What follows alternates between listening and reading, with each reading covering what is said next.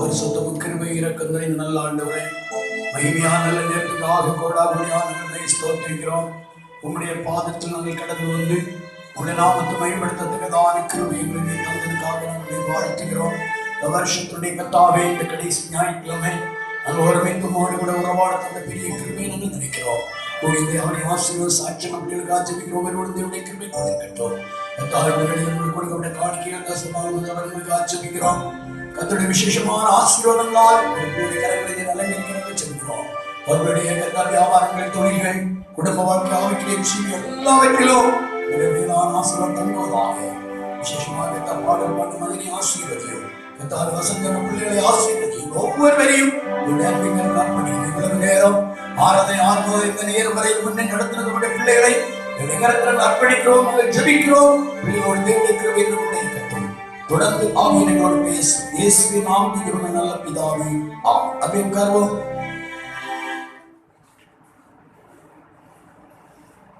இந்த நாளை ஆண்டவர் நமக்கு இலவசமாய் தந்தபடியால் எல்லாரும் தேவ சமூகத்திலே ஒரு நல்ல சொல்லுவோமா?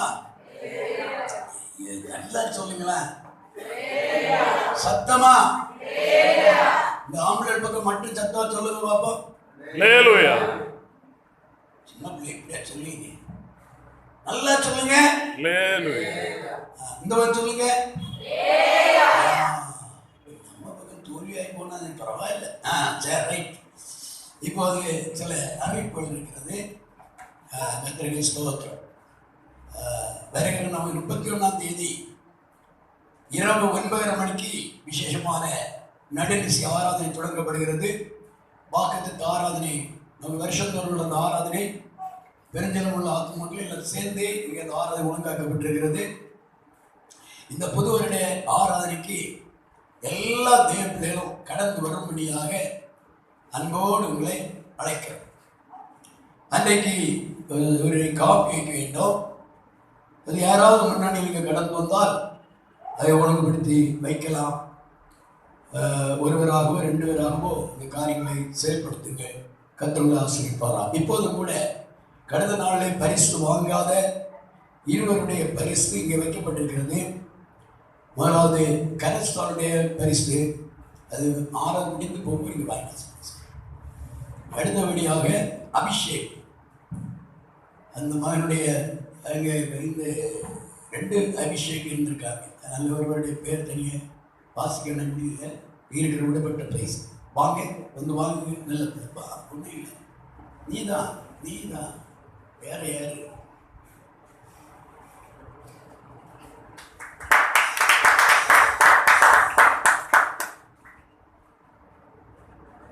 இப்போது கூட நாம் கர்த்தருடைய வார்த்தைக்கு உள்ளாக கடந்து போகிறோம். அவருடைய ஆவியானவர் நம்மோடு கூட பேசத்தக்கதாக யாவரும் ஜெபத்தோடு காணப்பட உங்களை அன்போடு கேட்டுக்கொள்கிறேன். நல்ல அருமையான ஒரு பாடல் கேட்டீங்க. இந்த பாடல் யாருக்கெல்லாம் தெரியும்? கரங்களை எடுத்துக்கப்பா. பரவாயில்லையே, நீங்க எல்லாம் தெரிந்தவங்க பாடினீங்களா? கேட்டு இனிமையா நின்னீங்க, அப்படிதானே? பரவாயில்ல. இந்த பாடல் பாடும்போது தயவா ரொம்ப பெரிய பாட்டுனா கொஞ்சம் குறைச்சிக்கங்க, சரியா? நம்ம நேரம் வேற 10 ஆயிடுச்சு. 12 எழுதி போகிறாங்க. ஆத்மாவில் இங்கே உண்டு. இந்த குடும்பத்தில் இருக்கக்கூடிய குடும்ப தலைவர்களுக்கு அவ்வளோ கஷ்டம். இவங்களை போய் பல காரியங்கள்லாம் ஒழுங்கு செய்யணும், சாப்பாடு. அதனால் இந்த பாடல்களை கொஞ்சம் குறைச்சிட்டிங்கன்னா யாரும் கோவப்படவே வருத்தப்படவே இல்லை. கொஞ்சம் குறைச்சிங்கன்னா கொஞ்சம் ஒரு 5 நிமிஷம் இல்லை 10 நிமிஷம் முன்னால் இருந்தால் கொஞ்சம் வசனங்கள் தியானிக்க முடியும். இல்லை இல்லையா? நல்லா இல்லையா சொல்லுங்க, நல்லா இல்லையா சொல்லுங்க. நம்ம 1 மணியில் இருந்தால் அடுத்த வாரம் இந்த 12 வரவே மாட்டாங்க. அது கண்டிப்பாக அப்படிதான் சில வாரங்கள் அப்படி ஆகிவிட்டது. அதனால வருகிற ஆத்மாக்கள் உற்சாகமாய் சந்தோஷமாய் போக சில காரியங்களை நாம் ஒழுங்குபடுத்த வேண்டும். நானும் கூட சில நேரம் செய்தியை கொஞ்சம் கூடுதலாக கொண்டு போயிட்டா உடனே அடுத்த தகவல் வருகிறது, நீங்கள் இப்படி செய்தபடினாலே அடுத்த வாரம் ஆத்மாக்கள் ரொம்ப வருத்தப்படுறாங்க, அடுத்த வாரங்கள் நான் அப்படிப்பட்ட சூழ்நிலை அப்படிப்பட்ட நிலை வராதபடி நீங்கள் எல்லா காரியங்களையும் சரியாக செயல்படுங்க. கர்த்தர் உங்களை நிச்சயம் ஆசீர்வதிப்பாராக. பாடல் பாடுகிற நல்லது. நம்ம எல்லா பிள்ளைகளையும் பாடல் பாட பைபிள் வாசிக்க எல்லாம் ஊக்கப்படுத்துவோம். கர்த்தர் அடுத்தபடியாக வருகிறதான இந்த 1ஆம் தேதி வெள்ளிக்கிழமை வருகிறது. சனிக்கிழமை காலையில் மத்தியானம் 1 மணிக்கு வேத புஸ்தகம் படித்து முடித்த உங்களுடைய பெயர்கள் எல்லாம் கொடுத்துருக்கிறோம். யாருடைய பெயர் உங்களுக்கு கரங்களை வைத்து பார்ப்போம். நல்லா தூக்கி வச்சுங்க. நான் கண்ணாடி போட்டுங்க பார்த்தீங்களா, உங்கள் கையை பார்க்கறது கஷ்டம். தூக்கி வச்சுங்க. ரைட். அப்போ நீங்கள் ஒரு உதவி செய்யணும். என்னன்னா, இது எப்போதுமே அவங்க அப்படிதான் செய்கிறது. முதலாவது அன்றைக்கு ஒரே 150 பக்கம் பெயர்கள் கொடுத்துருக்குறாங்க.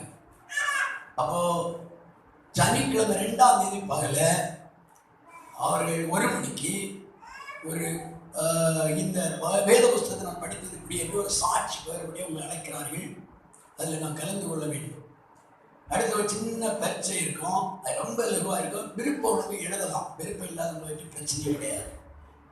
ஜனவரி 26ஆம் தேதி அருமையான வேத புஸ்தக பரிசு அளிக்கப்படும். அல்லேலூயா. நல்ல அல்லேலூயா சொல்லுங்க. தலை உயர்த்தி அல்லேலூயா சொல்லுங்க. ஆமாம். ஆகையினால எல்லாம் நம்ம ஆயத்தமாகிக் கொள்வோம். ஒரு சபை பெருஞ்சளவு சபையிலே ஒரு அருமையான திருமணம் நடக்க இருக்கிறது. உங்களுக்கு சரியான அழைப்புகள் தரல. நம்ம பழக்கையில் புதிய குடும்பம் இந்த காரியத்துக்கு நீங்கள் அதிகமாக ஜெபிக்கணும். பிள்ளைகளுடைய வீடு பற்றி விட அந்த திருமணத்தை ஏதோ ஆண்டவர் கொண்டு நடத்த அவருடைய எல்லா தேவையும் ஆண்டவர் சந்திக்க நீங்கள் யாரும் அதிகமாக ஜெபிக்க உங்களை அன்போடு கேட்டுக்கொள்கிறேன். வருகிற செவ்வாய்க்கிழமை காலை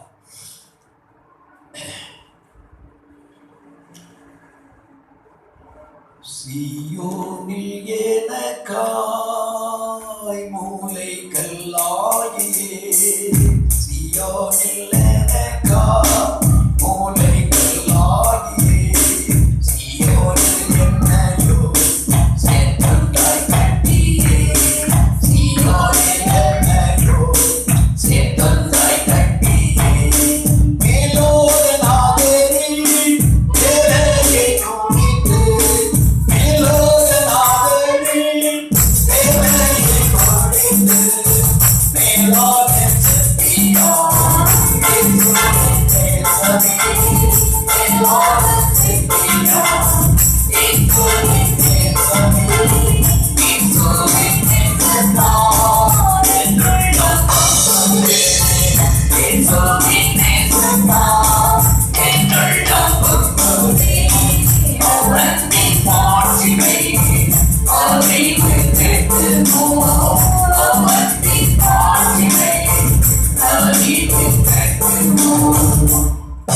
எல்லாரும் அல்லேலூயா சொல்லுங்க. கரங்களை தட்டி ஆண்டவர் மகிமைப்படுத்துவோம். ஏசாயாவின் புத்தகம் 9ஆம் அதிகாரத்தினுடைய 6வது வசனத்தை வாசிக்க கேட்போம். ஏசாயா 9ஆம் அதிகாரம் அதனுடைய 6வது வசனம். ஒரு பாலகன் பிறந்தார், நமக்கு ஒரு பாலகன் பிறந்தார், நமக்கு ஒரு குமாரன் கொடுக்கப்பட்டார், நமக்கு ஒரு குமாரன் கொடுக்கப்பட்டார், கர்த்தத்துவம் அவர் தோளின் மேல் இருக்கும், கர்த்தத்துவம் அவருடைய தோளின் மேல் இருக்கும், அவர் நாமம் அதிசயமானவர், அவருடைய நாமம் அதிசயமானவர், ஆலோசனை கர்த்தா, ஆலோசனை கர்த்தா, வல்லமை உள்ள தேவன், வல்லமை உள்ள தேவன், நித்திய பிதா, நித்திய பிதா, சமாதான பிரபு சமாதான பிரபு எனப்படும். ஆண்டவர் இயேசு கிறிஸ்துவுக்கு நூற்றுக்கணக்கான பெயர்கள் கொடுக்கப்பட்டிருக்கிறது. அதிலே இங்கே ஒரு 7 பெயர்கள் விசேஷமாக கொடுக்கப்பட்டிருக்கிறது. அதில் ஒன்று வல்லமையுள்ள தேவன். பிள்ளைகளை யாரும் உறங்க வைக்கக்கூடாது. எல்லா பிள்ளைகளுக்கு கவனிங்க. எல்லாரும் வசதி கவனிச்சுட்டு சரியா? சிலர் நாட்டில் கை கொடுத்து நோய் யோசனை அப்படிலாம் இருக்கக்கூடாது. நம்ம இருதயம் எப்ப எங்க இருக்கணும்? ஆண்டவர் முன்பாக இருக்குது. அல்லேலூயா. கர்த்தருக்கு ஸ்தோத்திரம். அவர் வல்லமையுள்ள தேவன். நாம் ஆராய்கிற தேவன் சாதாரணமான தேவன் அல்ல. ஆபிரகாம், ஈசாக், யாக்கோபுக்கு தம்மை நான் சர்வ வல்லமையுள்ள தேவன் என்று கர்த்தர் தம்மை வெளிப்படுத்தினார். சர்வ வல்லமையுள்ளவர் என்றால் மூல பாசையில் செடாய் என்பது பொருள். எல்சடா என்றால் சர்வ வல்லமை உள்ள தேவன். எல்லாவற்றையும் செய்ய அவருக்கு என்ன உண்டு? வல்லமை உண்டு. கர்த்தருடைய ஸ்தோத்திரம். இந்த வல்லமை யாருடையது? சங்கீதம் 62:11 வாசிங்க. சங்கீதம் 62:11. தேவன் ஒரு தரம் விளம்பினார், தேவன் ஒரு தரம் விளம்பினார், 2 தரம் கேட்டிருக்கிறேன், 2 தரம் கேட்டிருக்கிறேன். வல்லமை தேவனுடையது, வல்லமை தேவனுடையது என்பது எந்த ஒரு மனிதனால் தன்னுடைய சொந்த சுயத்தினால, ஞானத்தினால, அறிவினால, புத்தியினால எதையும் சாய்த்து விட எதையுமே செய்ய முடியாது, சொல்ல முடியாது. அல்லேலூயா. ஆனால் இங்கே சொல்லப்பட்டிருக்கிறது, இதோ வல்லமை தேவனுடையது. ஒரு தரம் அல்ல, 2 தரம் இங்கே சொல்லப்பட்டிருக்கிறது. அருமையான தேவனுடைய பிள்ளைகளே, யோபு அதான் சொல்கிறார். யோபின் புத்தகம் 42:2 வாசிங்க. ஹalleluya. தேவரே சகலத்தையும் செய்ய வல்லவர். ஆமென். தேவரே சகலத்தையும் செய்ய வல்லவர். நீ செய்ய நினைத்தது தடைபடாது என்பதை அறிந்திருக்கிறேன். ஆமென். நீ செய்ய நினைத்த ஒருவரும் தடைபடுவதில்லை. கரங்களை தட்டி கர்த்தரை ஸ்துதித்து மையப்படுத்துவோம். ஹalleluya. ஹalleluya. இப்போது தேவன் செய்ய நினைத்த தடைபடாதபடி தம்முடைய வல்லமையை விளங்க பண்ணி ஒரு குடும்பத்தை கர்த்தர் செய்த அற்புதத்தை நாம் கொஞ்சம் தியானிக்க போகிறோம். லூக்கா சுவிசேஷம் 5:1 அதிகாரம் 5 முதல் சில வசனங்களை வாசிக்க கேட்போம். லூக்கா சுவிசேஷம் அதனுடைய முதல் அதிகாரம் 1 இதோ அதனுடைய 5ஆம் வசனத்திலிருந்து சில வசனங்களை வாசிக்க கேட்போம். யூதேயா தேசத்தின் ராஜாவாகிய ஏரோதின் நாட்களில் அபியா என்னும் ஆசாரிய வகுப்பில் சகரியா என்னும் பேர் கொண்ட ஆசாரியன் ஒருவன் இருந்தான். அவன் மனைவி ஆரோனுடைய குமாரத்திகளில் ஒருத்தி, அவள் பேர் எலிசபெத்து. அவர்கள் இருவரும் கர்த்தரிட்ட சகல கற்பனைகளின் படியேயும் நியமங்களின் படியேயும் குற்றமற்றவர்களாய் நடந்து தேவனுக்கு முன்பாக நீதி உள்ளவர்களாய் இருந்தார்கள். பின்னால் பார்ப்போம். இங்கே ஒரு குடும்பம், சகரியா என்று சொல்லுகிற ஒரு நல்ல ஒரு பிரதான ஆசாரியர், அவருடைய மனைவி எலிசபெத். இவர்கள் தன்னுடைய வயோதிக நாட்கள்ல ஒரு குழந்தை செல்வம் இல்லாதபடி மிகுந்த வேதனையோடு 7ஆம் வசனம் வாசிங்க. எலிசபெத்து வலடியாய் இருந்தபடியினால் அவர்களுக்கு பிள்ளை இல்லாதிருந்தது. இருவரும் வயது சென்றவர்களாயும் இருந்தார்கள். 2 பேரும் வயது சென்றவர்கள். இனிமேல் எங்களுக்கு குழந்தை கிடைக்கவில்லை, எந்த விதமான நம்பிக்கை இல்லாத சூழ்நிலையிலே அவர்கள் காணப்பட்டார்கள். இந்த அருமையான இந்த சகரியா, இந்த எலிசபெத் இவர்கள் ஆசாரிய வகுப்பில் உட்பட்டவர்கள். இந்த ஆசாரியராகிய இந்த சகரியா தனக்கு இதோ அந்த ஆண்டுடைய ஊழியத்தை செய்ய நாட்கள் வந்தபோது அவர் இந்த ஊழியத்தை செய்யக்கூடிய கர்த்தருடைய ஆலயத்துக்குள் கடந்து போகிறார். இந்த ஆசாரியன் உள்ளே போய் இந்த பணிவிடையை செய்யும் போது முதலாவது கர்த்தருடைய அந்த ஆட்டுக்குட்டியுடைய இரத்தத்தை கொண்டு, மக்களுக்காக வேண்டி செலுத்தப்பட்ட அந்த பலியின் இரத்தத்தை கொண்டு அந்த ஆலயத்துக்குள்ளே மகா பரிசுத்த ஸ்தலத்தில் அதை தளித்து இதோ தன் கையில் கொண்டு போகிற தூப கலசம், தூப வர்க்கத்தை அதை எங்கும் காட்டி அசைவாட்டி அவன் செய்ய வேண்டிய ஊழியத்தை செய்கிறதான ஒரு நேரம். இந்த நேரம் அருமையான தேவனுடைய பிள்ளைகளே, அமிதமான இந்த ஊழியத்தை செய்து கொண்டிருக்கும் போது இங்கே ஜனங்கள் எல்லாம் என்ன செய்வார்கள் என்றால் 10ஆம் வசனத்தை வாசிக்க கேட்போம். தூபம் காட்டுகிற வேளையிலே ஜனங்கள் எல்லாரும் கூட்டமாய் வெளியே ஜெபம் பண்ணி கொண்டிருந்தார்கள். அல்லேலூயா. பாருங்க, அங்கே ஊழியம் நடக்கிறது, அங்கே அருமையான கர்த்தருடைய அந்த சேவை நடந்து கொண்டிருக்கிறது. அந்த வேளையில ஜனங்கள் எல்லாம் அப்படி கூடி இருந்து வெளியே இருந்து ஜெபித்துக் கொண்டே இருந்தார்களாம். நம்முடைய வாழ்க்கையில எப்பவுமே ஊழியக்காரர்களுக்காக நீங்க முதல்ல ஜெபிக்கணும். Praise the Lord, praise the Lord. ஊழியக்காரர்கள் ஜெபித்தாதான் அவங்களுக்கு கர்த்தருடைய கிருபை கிடைக்கும், தேவ பலன் கிடைக்கும், ஆரோக்கியம் கிடைக்கும், ஞானம் கிடைக்கும். தேவ கிருபையினால் வல்லமையினால் வரங்களா தேவன் நிரப்புவார். அல்லேலூயா. நல்ல அல்லேலூயா சொல்லுங்க. சரி, அப்ப இவங்க ஜெபித்து கொண்டே இருக்கிறாங்க. எதுக்காக ஜெபிக்கிறாங்க? இந்த சகரியா ஆசாரியருக்காக வேண்டி ஜெபிக்கிறாங்க. எதுக்காக ஜெபிக்கிறாங்க உங்களுக்கு தெரியுமா? இந்த ஜனங்களுடைய பாவத்தை எல்லாம் இந்த ஆசாரியர் தன்மையை சுமந்து கொண்டு பலி செலுத்தப்பட்ட ஆட்டுடைய இரத்தத்தை கொண்டு மகா பரிசுத்தத்திற்கு போகும்போது அந்த மகா பரிசுத்தத்தில் நின்று தன் பணிவிடை செய்கிறார். செய்யும் போது அவர் என்ன சொல்கிறார்? தேவ ஜனத்துடைய பாவத்தை நான் சுமந்து கொண்டு வந்திருக்கிறேன். எங்கள் தகப்பனாகிய பிதாவே, எங்கள் தேவனே, இந்த மக்களுடைய பாவத்தை எல்லாம் நீர் மன்னிக்க வேண்டும் என்று அங்கே விண்ணப்பம் பண்ணி அந்த பணிவிடை அவர் செய்து கொண்டிருப்பார். அந்த நேரத்திலே இவங்க என்ன சொல்லணும்? ஆண்டவரே, எங்களுடைய பாவங்களை மன்னிங்க, என்னுடைய பாவங்களை மன்னிங்க என்று ஒவ்வொரு பேரும் ஆண்டவருடைய சமத்தில் நின்று தங்கள் பாவங்களை அறிக்கையிட்டு ஜெபித்துக் கொண்டே இருக்க வேண்டும். அடுத்தபடியே எதுக்காக அவர்கள் ஜெபிக்கிறார்கள்? ஆசாரியனுடைய பாதுகாவலுக்காக. ஏன் பாதுகாவல்? ஒரு ஆசாரியன் உள்ளே போய் எல்லாரும் கவனமாய் கவனித்துக் கொள்ளுவோம். ஒரு ஆசாரியன் உள்ளே போய் தன் பணிவிடையை செய்யும் போது அவன் பரிசுத்தமாக இருந்தால் மட்டும்தான் திரும்பி வெளியே அவன் வர முடியும். நான் வெளியே போட்டுட்டேன், நான் ரொம்ப பரிசுத்தம், நீங்க சொல்ல முடியுமா? முடியாது. என் இருதயத்தை கர்த்தர் பார்க்கிறார். அல்லேலூயா, அல்லேலூயா. அப்ப இந்த ஆசாரியன் உள்ளே போய் தன்னை பணிவிடை செய்து கொண்டிருக்கும் போது ஒருவேளை இந்த ஆசாரியனிடத்தில் ஆண்டவருக்கு பிரியமில்லாத பாவங்கள் இருந்தால் ஆண்டவர் அங்கே அடித்து போடுவார். அவன் அந்த இடத்துல விழுந்து செத்தே போவான். மறுபடி இவனை இதோ வெளியே யாரும் உள்ள போய் தூக்க கூடாது. உள்ள போய் தூக்க போல அவங்களும் செத்து போவாங்க. எவ்வளவு தேவ மகிமை. அப்போ என்ன செய்யணும்? அப்படியே அந்த ஆசாரியனை இதோ அவனை காலில் ஒரு கயிறு போட்டிருக்கோம், ஒரு சங்கிலி போட்டிருக்கோம், அதை போட்டு வெளியே நின்று இழுத்து வெளியே எடுப்பாங்க. அல்லேலூயா, அல்லேலூயா. இவன் செத்து போனான் இல்லை, அதுக்கு அறிகுறியாக 2 கால்களிலும் நீங்க வீட்டுல ஆடு வளர்த்துக்கீங்கல்ல, மாடு வளர்த்துக்கீங்களா? மாடு, ஆடு யாருக்கு யாரெல்லாம் அந்த பழக்கம் உண்டு? இப்படி இருக்கு, நீங்க இருக்கிற பத்திரம் உட்கார்ந்து இருக்க. அல்லேலூயா. எல்லாருக்கும் மாடு ஆடு நல்லா தெரியும் அப்படின்னா. அதுக்கு கழுத்துல என்ன போட்டிருப்பாங்க? மணி. அருமையா சொன்னாங்க அருமையான சகோதரி. பாருங்க, கிள் என்ன அது தெலுன்னு அடிக்கும். எதுக்கு மணி எதுக்கு போட்டிருக்காங்க? சொல்லுங்க டக்குன்னு. நிர்மலமா யாராவது சொல்லுங்க. எங்கேயோ தவறிப்பட்டது என்றால் நாம் சத்தமிட்டு அழைக்கும் போது அது அப்படிமா துள்ளி தெளித்து ஓஹோ இந்த திசையில அந்த ஆடு சொல்லுங்க நிக்குது அறிவதற்காக மணி. அல்லேலூயா. அதில் ஆசாரிய 2 கால்களிலும் இதோ அருமையான சலங்கை மணிகள் கட்டப்பட்டிருக்கும். அவர் அங்கிங்குமா அந்த அசைவாடிபடி வரும்போது செல் என்று அப்படியே சத்தம் வெளியே கேட்கும். ஒருவேளை அந்த வேலையை சத்தம் கேட்காவிட்டால் ஆசாரியன் அங்கே செத்து போனார் என்பது அர்த்தம்.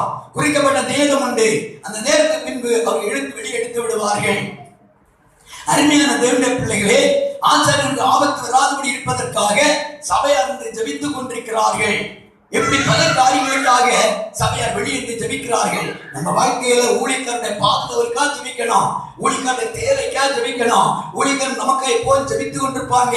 அவர்கள் நன்றா ஜெபிக்கிறது வரங்களும் கிருபைகளும் கிடைப்பதற்காக ஜெபிக்கணும். கரங்களை தட்டி கரங்களை தட்டி கரங்களை தட்டி ஆண்டவரை மகிமைப்படுத்துவோம். ஹல்லேலூயா, ஹல்லேலூயா, ஹல்லேலூயா, ஹல்லேலூயா.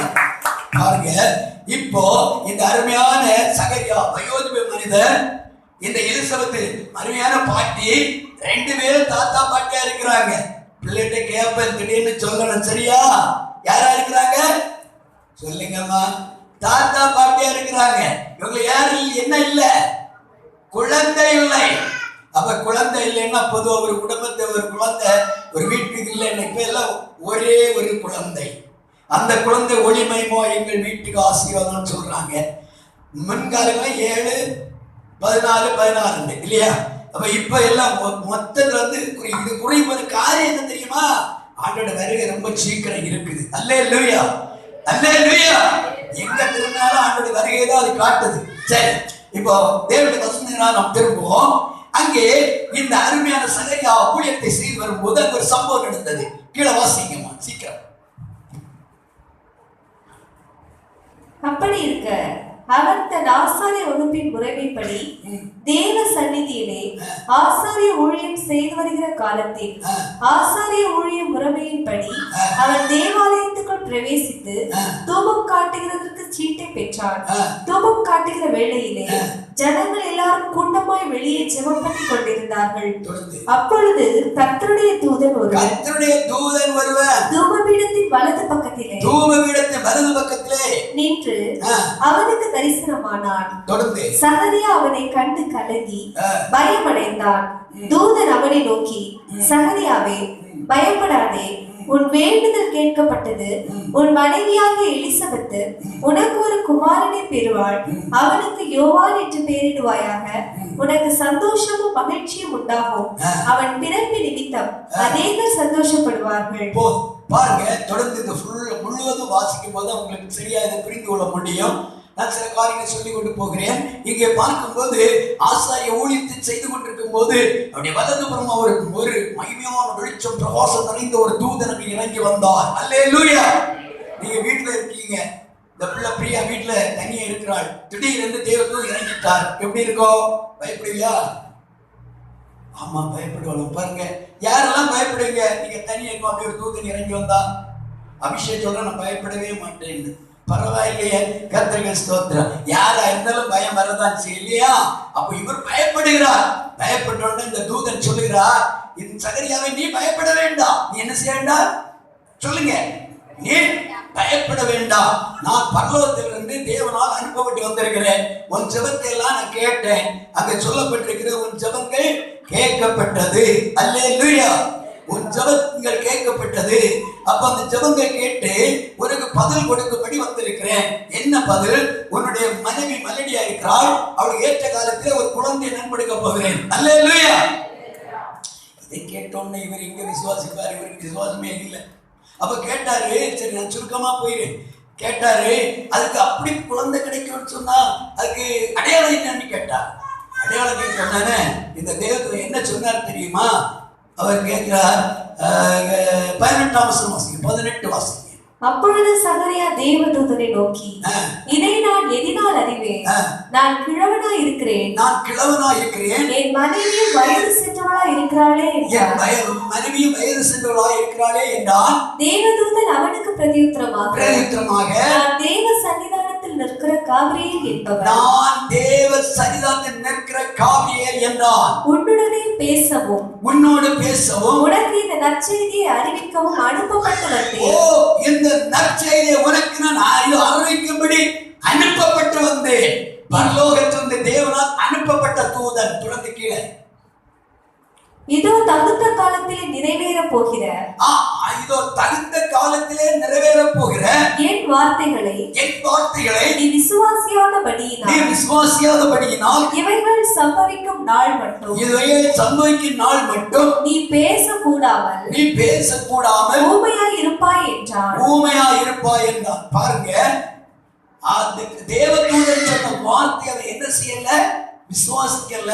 நான் சந்தேகப்படுறான், எனக்கு ஒரு அடையாளம் வேணும் என்று கேட்கிறான். இன்னைக்கு அதே வாழ்க்கையில் அப்படிதான் அடையாளங்களை கேட்கிறார்கள். கர்த்தர் சொல்கிற வார்த்தைக்கு ஆபிரகாமை போல முழுமையாக தன்னை அர்ப்பணித்து கீழ்ப்படுகிற இறுதியை அற்றவர்களாய் போகிறார்கள்.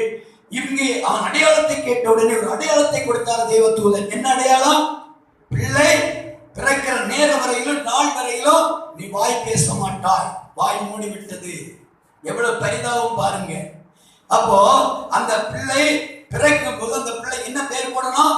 யோவான் என்று பெயரிட வேண்டும். அதையும் கூட கர்த்தருடைய தூதன் சொல்லிக் கொடுக்கிறார்.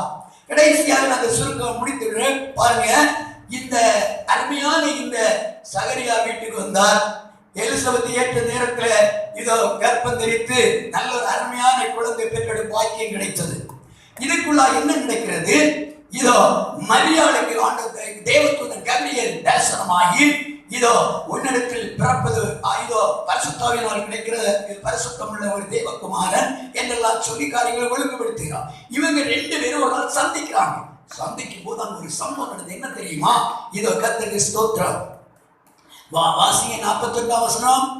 எலிசபெத் மரியாளுடைய வாழ்த்துதலை கேட்ட பொழுது அவளுடைய வயிற்றில் இருந்த பிள்ளை துள்ளிற்று. எலிசபெத் பரிசுத்த ஆவியினால் நிரப்பப்பட்டு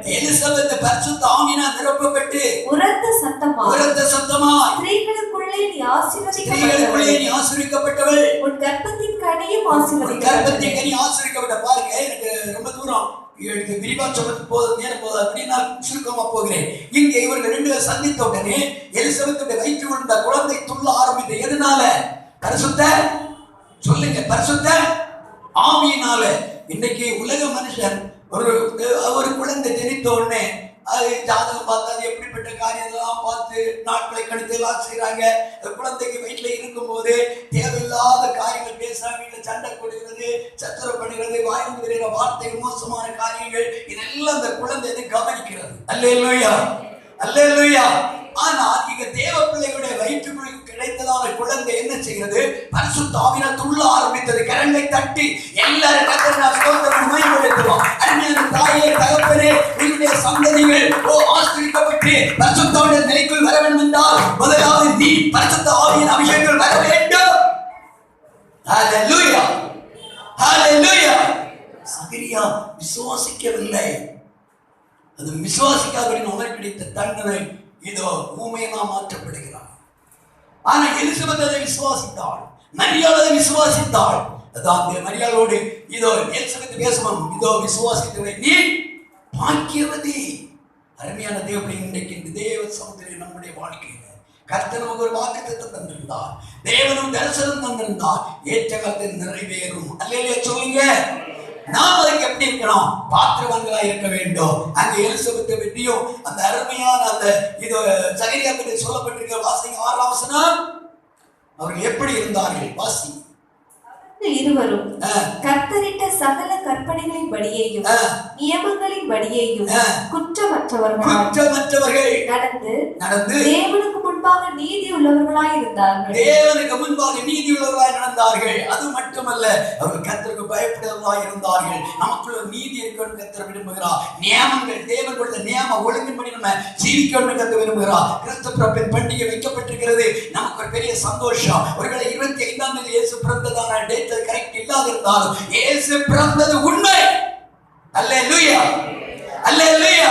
அந்த நாளை நாம் ஏனோ என்று விடுகிறோம். இன்னைக்கு காலையில் எனக்கு ஒரு புக்கு கையில் கிடைத்தது. நேற்று மாலை மலர் உள்ளதான ஒரு புஸ்தகம். அதிலே நீலகண்டன் என்று சொல்லுகிற ஒரு இந்து மனிதன் பயங்கரமா குறியம் பிடித்துக் கொண்டு அப்படி உட்கார்ந்து அந்த படத்தில் இருக்கிறார். அவர் கொடுத்திருக்கக்கூடிய அந்த வார்த்தை என்னவென்றால், இயேசு பெருமான் பிறந்தது உண்மை, அவர் உண்மையான தேவன் என்று சொல்லி நிறைய வார்த்தைகள். அதுக்குள்ள அவங்க ஏற்றுக்கொண்டார் பிள்ளைகள் எதனா சொல்லல. இந்துக்கள், முஸ்லீம்கள் ஞாயிற்றுக்கிழமை அந்த பண்டிகை நாள்ல கடை திறக்கல, அப்படியே அதுக்கு கனம் கொடுக்கிறாங்க. ஆனா நம்ம கிறிஸ்தவர்கள் இருக்கிறாங்க, கனவீனம் பண்ணுகிறார்கள், ஆராதனைக்கு வர மாட்டார்கள், தேவனை தேட மாட்டார்கள், ஏனோ தானே தங்களுடைய சொந்த காரியங்களை பார்க்கிறார்கள். நீ ஒரு எலிசபெத்தா இருக்க வேண்டும், நீ ஒரு மரியாளா இருக்க வேண்டும், சகரியாவை போல வரக்கூடாது. அல்லேலூயா, அல்லேலூயா. தேவனுக்கு அடுத்த காரியத்துக்கு நாம் எவ்வளவு ஜாக்கிரதையா இருப்போமோ அது நம்முடைய சந்ததிகளை கர்த்தர் ஆசீர்வதிப்பார். இந்த எலிசா, இந்த எலிசபெத்தோ, இந்த சகரியாவோ கர்த்தருக்கு பரிசுத்த ஆவியிலே நிரப்பப்பட்டவர்களாய் இருந்தபடியினால் அந்த குழந்தையை கர்த்தருடைய பரிசுத்த ஆவியினாலே தேவன் நிரப்பி வைத்திருந்தார். வாசிங்க 15ஆம் வசனம். 1:15. அவன் கர்த்தருக்கு முன்பாக பெரியவனாய் இருப்பான். திராட்சரசமும் மதுவும் குடியான். தன் தாயின் வயிற்றில் இருக்கும் போதே பரிசுத்த ஆவியினால் நிரப்பப்பட்டிருப்பான். ஹல்லேலூயா.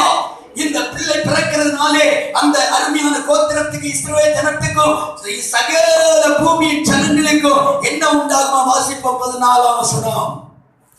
உனக்கு சந்தோஷமும் மகிழ்ச்சியும் உண்டாகும். அவன் பிறப்பு நிமித்தம் அநேக சந்தோஷப்படுவார்கள். கரங்களை தட்டி எல்லாரும் கர்த்தரை ஸ்தோத்திரிப்போம், ஸ்தோத்திரிப்போம், ஸ்தோத்திரிப்போம், ஸ்தோத்திரிப்போம். உங்கள் வீட்டுக்குள்ளே ஒரு குழந்தை பிறக்கும் போது அது பரிசுத்த ஆவியால் நிரப்பப்பட்டிருக்க வேண்டும். அந்த குழந்தை மூலம் உங்கள் வீட்டுக்குள்ளே சந்தோஷமும் மகிழ்ச்சியும் வளர்ந்து வர வேண்டும். பெற்றெடுத்தே எனக்கு வேதனை, இந்த பிள்ளை பெற்றெடுத்தே வேதனை. அப்படி வேதனை எத்தனையோ பெற்றோர் இருக்கிறாங்க. அப்படி அல்ல, நம்முடைய பிள்ளைகள் மூலம் வீட்டுக்குள்ள சமாதானம் வர வேண்டும், மகிழ்ச்சி வர வேண்டும். காரணம் எப்படி வரும்? அவரு அருமையான எலிசபெத்தை போல, சகரியாவை போல, அல்ல மரியாதை போல நான் அபிஷேகம் பெற்றவர்களா மாற வேண்டும். நம்மளே ஒரு அபிஷேகம் இறங்க வேண்டும். அப்படியா நம்முடைய அருமையான நம்முடைய சரீரத்தில், நம்முடைய வகையாய்ந்த பாத்திரத்திலே உருவாகக்கூடிய குழந்தை தேவனுடைய ஆவியினால் நிரப்பப்படும். அல்லேலூயா, அல்லேலூயா. எங்களுக்கு நிறைய பிள்ளைகளை கத்த தந்தார். பிள்ளைகள் ஜெனிக்கிற நாள், துணை பிறக்கிற நாள் ஒரே ஜபம் தான், ஒரே அபிஷேகத்தின் ஜபம். அதனாலதான் இன்னும் இந்த பிள்ளைகளை தேவன் அபிஷேகம் பண்ணி ஆவிக்குரிய பிள்ளைகளா வச்சிருக்கிறார். கரங்களை தட்டி கத்திர நான் ஸ்தோத்திரம் பண்ணுவோம், கரங்களை தட்டி கத்திர நான் ஸ்தோத்திரிப்போம். நான் வெளியே ஊழியருக்கு போயெல்லாம் வரும்போது என் மகன் அப்படி முழங்காஞ்சு அப்படி ஜெபித்து கொண்டே இருக்கான். அல்லேலூயா, அல்லேலூயா. அந்த நேரங்கள்ல பிள்ளைகளுக்கு பால் வாங்கி கொடுக்கவோ இல்ல சரிய பிரகாரமான பொருட்கள் வாங்கி கொடுக்கவோ இல்லாதவங்க எவ்வளவு நெருக்கப்பட்ட நேரங்கள் உண்டு. அதுல சில காரணம் ராணியின் அம்மாவுக்கு தெரியும். அல்லேலூயா. அந்த நேரத்தில் ஜெபம் தான் எங்களுடைய ஆகாரம், கண்ணீர் தான் எங்களுடைய உணவு, கர்த்தருடைய அபிஷேகம் தான் எங்களுக்கு பாக்கியம். அல்லேலூயா, அல்லேலூயா, அல்லேலூயா. என்னை கேட்கிற தேவ பிள்ளை, உன்னுடைய வீட்டுல சந்தோஷம் மகிழ்ச்சி வர வேண்டும் என்றால் நீ கர்த்தருடைய பாதத்தை முழங்கால் நின்று கர்த்தருடைய அபிஷேகத்தில் நிறைந்து கர்த்தரை ஆராதிக்க பழகு. ஒரு ஆராதனை வரையிலும் விடக்கூடாது. உபவாச ஜெபமா, இரவு கூட்டமா, பகல் பரிசுத்த ஆவியானவருடைய இந்த ஓய்வு நாள் ஆராதனையா, எல்லாரும் நாமும் நம்முடைய பிள்ளைகளுக்கு சாட்சியாக வந்து நிற்க வேண்டும். நல்லா இல்லையா சொல்லுங்க. கையை இப்படி இல்லை. கேரளாவிலேயே ஒரு அருமையான அம்மா இருந்தாங்க. அவங்களுக்கு பாடணும் ரொம்ப ஆசை, ரொம்ப ஆசை. அப்ப அவங்க என்ன சொல்லலாம், பேண்ட் அடிச்சு பாடணும். ஆனா பேண்ட் அடிச்சு பாட 2 கையே இல்லைங்க. ஆண்டவரை கேட்டா நான் என்ன செய்தாண்டு ஆண்டவர் மேல ஒரு அபிஷேகத்தை ஊற்றினான். பேண்டை தூக்கி இப்படியே பக்கத்தை வைத்துக் கொண்டு 2 கால்களை வைத்து அப்படியே தாளம் போட்டு அடிப்பாரலாம். இந்த பாடல் பாடிக்கொண்டிருக்கும் போதே தேவனுடைய அக்கினி அபிஷேகம் அங்க கூடியிருக்கிற சபையின் மத்தியில் மக்களுக்கு இறங்கி கொண்டே இருக்குமா. அல்லேலூயா.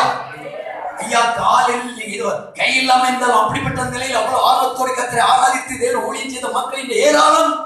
நமக்கு நல்ல கை தந்து இப்படி இப்படி சில கையெடுத்தாங்க. கால இப்படி அண்ணன் சொன்னாரு, பெரிய ஓசை உள்ள கை, தாளங்களோட பைபிள் திட்டங்களை எழுதி பிரமாணத்தை கரெக்டா நம்ம உட்கொள்ளணும், கருத்தா கை கொள்ளணும். Praise the Lord, praise the Lord, praise the Lord.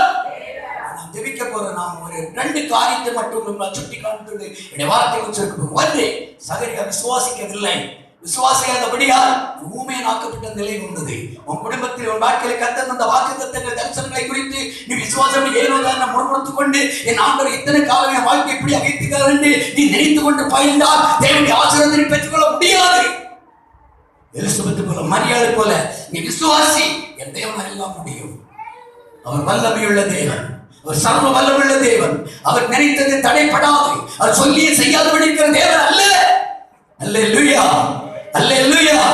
இந்த நாட்கள் உங்களுடைய வாழ்க்கையில் தேவன் அற்புதங்களை செய்ய போகிறார். உங்களுடைய வாழ்க்கையில கத்த பெரிய காரியத்தை செய்ய போகிறார். நம்முடைய முறுமுறுப்பை அப்புறப்படுத்துவோம், அவிசுவாசத்தை அப்புறப்படுத்துவோம், நம்முடைய இதயத்தில் இருக்க தேவனுடைய பிரியமான சிந்தனைகளை அப்புறப்படுத்துவோம். எல்லாம் அப்படியே எழும்புவோம், கர்த்தரை ஆராதிப்போம். ஹalleluya, ஹalleluya, ஹalleluya, ஹalleluya, ஹalleluya, ஹalleluya, ஹalleluya, ஹalleluya, ஹalleluya, ஹalleluya, ஹalleluya, ஹalleluya. கரங்களை அடித்து கண்களை மூடி கர்த்தரை விடுதலை ஆராதித்து தேவனுக்குள்ள சந்தோஷப்பட்டு பூரிப்போம். கர்த்தருடைய ஆவியானவர் நம்முடைய மத்தியிலே பெரியவரா எழுந்தருளி இருக்கிறார். ஹalleluya, ஹalleluya. பரிசுத்தாவின் அபிஷேகத்தில் நீ நிறைந்து ஆராதிக்கும் போது உன்னுடைய சந்ததியின் அதிக அனுபவத்தை கடந்து வருவார்கள். ஓ ஹalleluya. கர்த்தர் நல்லவர், நல்லவர், நல்லவர், நல்லவர், நல்லவர், நல்லவர், நல்லவர், நல்லவர், நல்லவர், நல்லவர், நல்லவர், நல்லவர், நல்லவர், நல்லவர். உன்னுடைய அவிசுவாசத்தை அப்புறப்படுத்த கர்த்தர் மறுபடியும் பேசுகிறார். உன்னுடைய அவிசுவாசம் வேண்டாம்.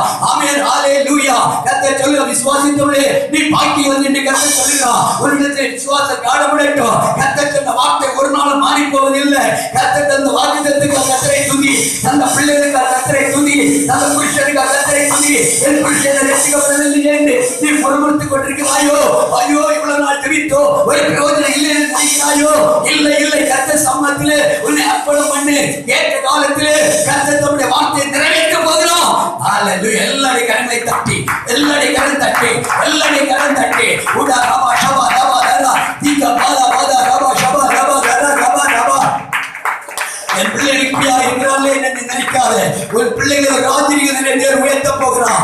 ஆமென். அவன் பெரியவனாய் இருப்பான் என்று யோவானை குறித்து கர்த்தருடைய ஆவியானவர் அருமையான தேவ தூதனை கொண்டு பேசுறது போல, ஆமென், இன்னைக்கு இந்த உலகத்தில் பிறந்த எல்லாரும் ஒரு பெரிய மனிதனாய் அருமையான யோவானை கர்த்தர் உயர்த்தினார். அந்த யோவானின் மூலம் குடும்பங்களும் கோத்திரங்களும் தேசங்களும் எல்லா ஜனங்கள் சந்தோஷப்படக்கூடிய அளவில் தேவன் ஆசீர்வதித்தார். அந்த தேவன் இன்றைக்கு ஜீவிக்கிறார். உன்னுடைய வாழ்க்கையிலே உன்னை ஆசீர்வதிக்க, உன் பிள்ளைகளை ஆசீர்வதிக்க, உன் வாழ்க்கை தேவை சந்திக்க, கடன் பிரச்சனையை மாற்ற, ஒரு வியாதியை மாற்ற தேவன் போதுமானவர். யாரை கண்மணிக்க கூடாது, யாரை கண்மணிக்க கூடாது. பிள்ளைகள் பெரியவர்கள் எல்லாம் கடன்களை அடித்து ஆண்டவரை துதிப்போம், ஆண்டவரை துதிப்போம். திக்காபாலாமா, திக்கம்பாலாமா, தீரமா ஷபா. இயேசுவே, இயேசுவே, இயேசுவே. வாய்த்திருந்து கர்த்தரை துதி. வாய் திறந்து கர்த்தரை மையப்படுத்து. ஆவியான அந்த இடத்திலே அசைவாடிக் கொண்டிருக்கிறார். பரலோகத்தின் தேவன் உன் மத்தியில் கடந்து வந்திருக்கிறார். கவிரியல் தூதன் உன் மத்தியிலே எழுந்தருளி இருக்கிறார். பரிசுத்த ஆவியானவர் உன்னை ஒளிய பற்றி உன்னை தேடா அவருடைய கருத்து அர்ப்பணம் பண்ணு. ஓ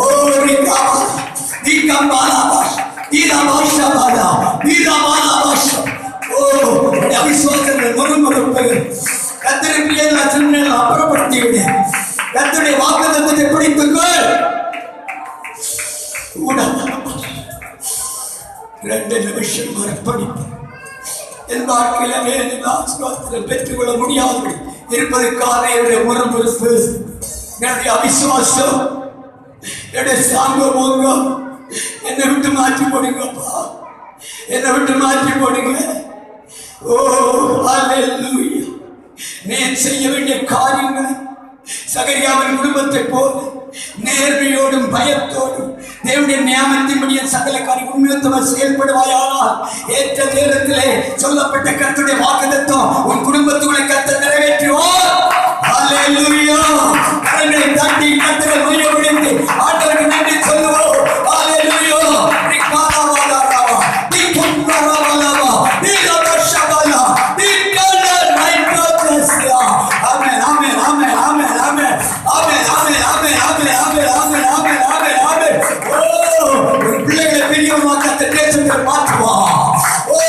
குடும்பத்தை சமாதானிக்க கட்டளையிடுவா.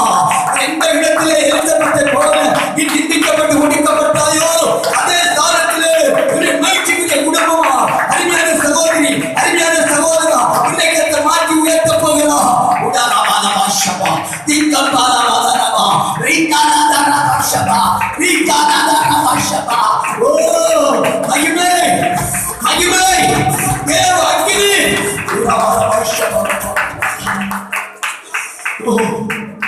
அவர் சர்வ வல்லமையுள்ளவர், ஒரு வல்லமையுள்ளவர், ஒரு வல்லமையுள்ளவர். ஓ அவரால் எல்லாம் முடியும். வரக்கூடாத ஒன்றுமே இல்லை. எல்லா சூழ்நிலை மாற்றி நிற்க அவரால் முடியும். கர்த்தரை மையப்படுத்தி எல்லா கரங்களை தட்டி மறுபடி கர்த்தரை மையப்படுத்தி. ஹல்லேலூயா. ஹல்லேலூயா.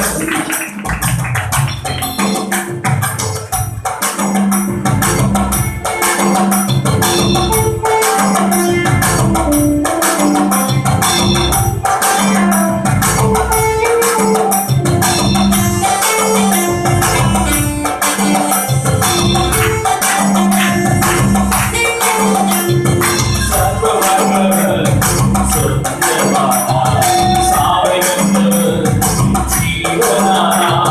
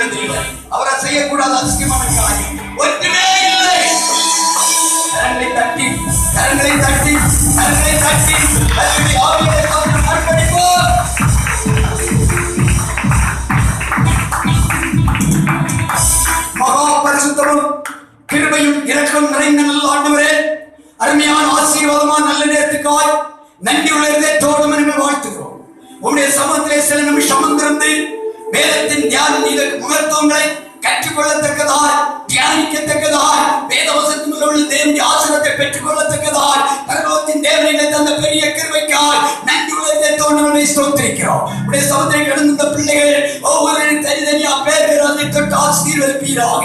அருமையான சகோதரர்களுக்காய், சகோதரிகளுக்காய், வாலிபர்களுக்காய், முதியோர்களுக்காய், பெரியவர்களுக்காய், சிறு பிள்ளைகளுக்காய் பிரத்யேகமாக நாங்கள் ஜெபிக்கிறோம். ஒவ்வொருவரையும் ஆசீர்வதி.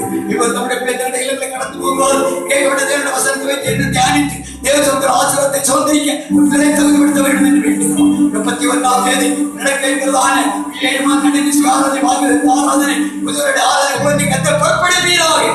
எல்லா தடைகளை மாற்றி கத்தனுடைய ஜனத்தை கொண்டு வா. இப்போ வந்தவர்கள் சமாதானத்தோடு அனுப்பும், கிருபையோடு காத்துக்கொள்ளும். துதி கன மகிமையா உனக்கே நாங்கள் செலுத்துகிறோம். இயேசுவின் நாமத்தில் ஜெபங்கள் நல்ல பிதாவே, ஆமென். ஆத்துமாவே கர்த்தரை ஸ்தோத்திரி, என் முழு உள்ளமே அவருடைய பரிசுத்த நாமத்தை ஸ்தோத்திரி. என் ஆத்துமாவே கர்த்தரை ஸ்தோத்திரி, கர்த்தர் செய்த சகல உபகாரங்களை மறவாதே. ஆமென். நம்முடைய கர்த்தராகிய இயேசு கிறிஸ்துவின் கிருபையும் பிதாவாகிய தேவனுடைய அன்பும் பரிசுத்தாவியானவருடைய அன்பின் ஐக்கியமும் சபையோடு கிறிஸ்துவோடு வருகை பெற்றோம் சதா காலம் தங்கியிருப்பதாக. ஆமென், ஆமென்.